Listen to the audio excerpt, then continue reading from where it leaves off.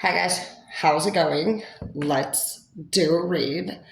Before we begin, just know this creepy story.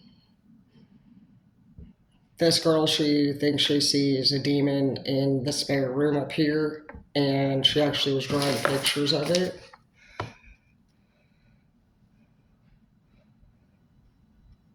Yep, that's all.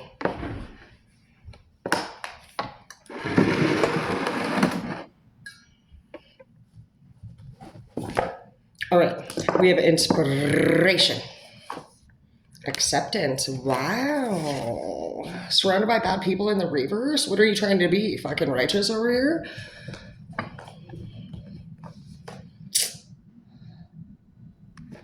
Woo! We have zero tolerance in the reverse, but we do have that some of you guys could have moved to a state that has zero tolerance.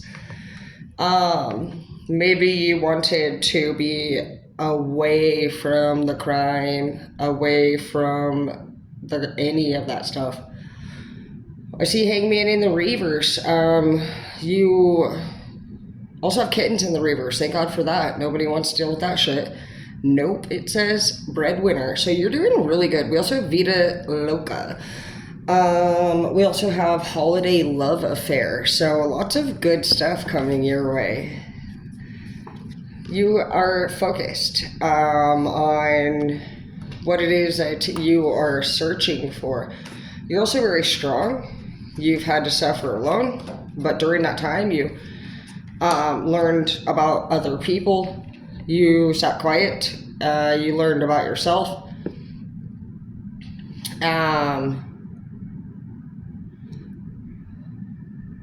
You worked on your anger for some of you guys.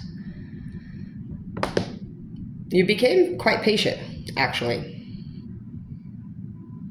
And you learned that people needed patience, because the reason for why you were getting impatient was probably because you were quite a bit more knowledgeable than you gave yourself credit for. After you started to learn how to channel your emotions into things that kept you calm. For some of you, you play a musical instrument. For some of you, you could do hair. For some of you, you guys throw yourself into tattoo art,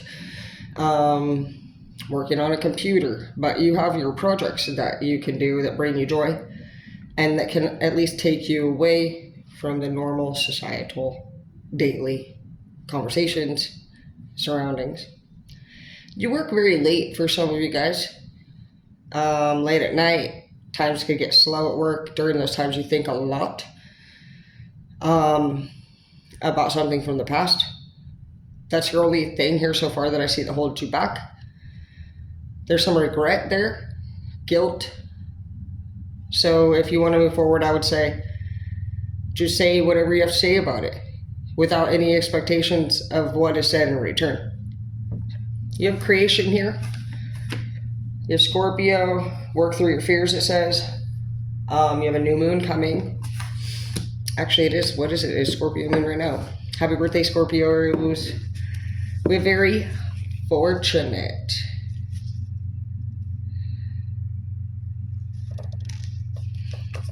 Somebody divide somebody. It could be you yourself. It could be whenever you have earthly matters or hear bad news. Some of you guys may hear that you have some money troubles coming your way. But this is because you were very ignorant. You chose to, for some of you, go back to this person from the past that we were just saying you need to let go of, and this person who says does not appreciate you. They don't also respect like moral code for yourself. This person could be abusive. We have the King of Swords in the reverse. You could have had somebody abuse you in the past that you have not actually dealt with, released. You haven't told anybody even for some of you guys. You're still working through it the best you can, but no matter what, you're going to have to address whatever it is that comes to mind or your heart when we mentioned what we just did before. So this could have been your own mother. We have the Empress in the reverse. It could be your baby mama. Could be your grandmother for some of you guys. But it's a feminine in the reverse here. create perfect health, access divine abundance. I'm also hearing that some of you guys had a teacher that was abusive. We have 31 here, we have 37, we have 39, 35, 4. If you're wondering if you're gonna, about this new job, it's saying no. It just may not do the trick for some of you guys. You can find out somebody is a liar, cheater, and stealer. Somebody fucked you over again. I imagine it's that person that's just saying this whole read, like, bro, you've already dealt with this person doing this. Some of you guys have such strong feelings for somebody that continues to actually ruin your shit. And you do need to know that you can't enter the next level with this person attached to your energy, because if it brings you down, it'll pollute the next level's energy. It's pretty much like a walking COVID, if you wanted to get a visual of it. Shine, maybe your own lighthouse. Like, you need to just shine bright in who you are. You're doing that most of the time. But I do feel like some of you guys already re-engaged with this person from the past and just really has already like changed your whole vibe. You feel different immediately. It's just like as if you got high and your whole demeanor changes. So you need to keep yourself healthy, because you can't see straight when you're around this person or involved in this thing. Seems like you have a lot of talent, but you also are somebody who's filled with a lot of joy. But the minute you enter this, you let go of everybody. Like, you don't want to hang out with nobody but this person. And this just continues. It continues to the point of almost complete depression for whoever you are. You pull yourself away from all other things when you're with this thing or this person. So this person's hurt you enough to where you keep it a secret even, or just you just know you shouldn't be doing it. It's obvious here that your life is going to be a very lonely, narrow, regretful road with you doing this thing.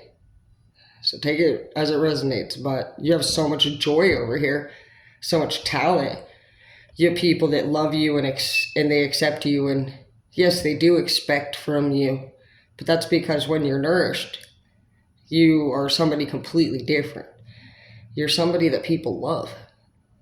And when you are not nourished, it's like you don't love yourself, because you don't even come around anybody or tell anybody about this. You don't want anybody to know. So you know yourself that this thing has to be taboo,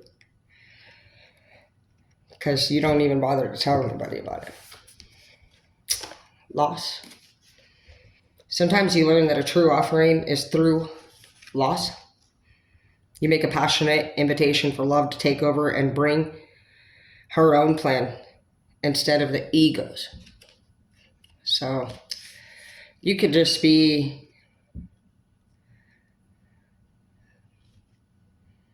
feeling like you're really stuck on the past. Somebody obviously walked out of your life, and you look at it like you lost, instead of looking back at it and seeing why they left. What did you miss rather than lose? How can you prevent it from happening again in the future? You guys were fighting anyway. We have weird through, and we have lifelong games. So somebody was not showing gratitude. You wanted to be felt grateful for, but so did they, I feel like. And you feel like somebody, when talked to, always had a yeah but to follow the end of their sentence or your sentence. And that's not a conversation. That's a full-blown argument, an immature one. Neither one of you guys could be respectful enough of the other person to actually hear what they were saying, accept what they were saying, and respond to what they said in a way that had nothing to do with what you were mad about. That's gaslighting. So some of you guys may not have realized your ego could have taken over to the point where you're just now realizing that to respond with another subject or a but why, instead of acknowledging someone's feelings in a respectful way, is gaslighting. And so we all have moments when we're abusive, and that's what's coming up here.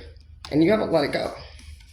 You still want to be the winner in some way. Somebody still wants to be the winner because this stings you. It stings your ego. And so you've been closed off. You felt like this was the person that you've ever been the closest to. And so there's a sense of revenge, like you're angry. But your ego is bruised, and you need to be looking. I can see here that you guys had lifelong fights, it says. This has been an issue. This could be lifelong, could mean that you have had the same issue with multiple partners. So check that. What are their complaints? Limitless in the reverse. So some of you guys get into relationships, but then you feel like somebody's trying to control you or limit you. That's what it is. It's two fucked up people fucking trying to fucking build it from the ground up. It doesn't work because you need to come in full. You need to come in complete. You need to let love be love. You need to know that the minute that you guys start talking about commitment and seriousness and all that shit, that you become codependent, and that it does become a partnership where you have to always be asking the other person how they feel about every little thing that you do, because that's what love is, that's what respect is. And so some of you guys just maybe a little bit confused about whether or not love is sex, physical, or if it's really from your heart. What are your goals? What are your dreams? What are your struggles? Love should be like an interview process, if you ask me. It should, being able to come in and just be open and honest and just say, yeah, this is where I'm at in my life. These are my dreams. These are my goals. But these are also my debts. These are also my fears. These are my setbacks. And just being able to lay these cards down on the table and just really take a look and be like, yeah, I got 4 kids. And you're like, yeah, I got 3 kids. And you're like, how old are yours? And you're like, mine are teens. How old are yours? Mine are young. Realistically there, taking a step back and saying, do you want to go trick-or-treating again? Do you want to do the under 12 decade again? Do you want to have the little Easter egg hunts and the birthday parties again? Have you ever had that yet? There's some things that are just realistic. Some people don't ever have kids. Some people don't have any at all, while others have plenty. 3 or 4 usually. Even up to 1 or 2 is a problem, because a lot of men's mothers dream of having their grandbabies. And so when you see somebody come in with 2, 3, 4 kids, with respect, I have 4 kids myself. And I actually had Zeke raise my kids with me. So I got lucky there. And his mom was nice to me too. But I see some things like women that can't have kids want a man who's never had kids. It's not very fair. It's not very fair to his mother or him to not be able to experience that same joy. And so some of you guys are just fighting with somebody over shit. You guys are just very different. You guys wanted to be right and prove each other wrong a lot. Seems like you guys put each other down. You were unrealistic, and it seems like also the families were just becoming it's hard on the families. It's been hard to lose you guys through this arguing, the time together and the depression. And so, like I said, just in the beginning of the read, whoever you are, it's either this life, which is causing you nothing but loss and depression. You're not gaining anything from it. Or you can actually just close that door with respect and actually figure out how you have the same patterns from the past. Because you're going to have the same problem in the next relationship. It's just going to be a different face. And you'll be older. And your chances, they do become limited. You don't get as many opportunities as you age. You might want to start just cherishing yourself better. And in order to become great, you have to also know why you're in the shoes that you're in. What led you here? You got to be empathetic to also elevate. As you grow, that's what makes us humble. Empathy. Is seeing that nobody's perfect.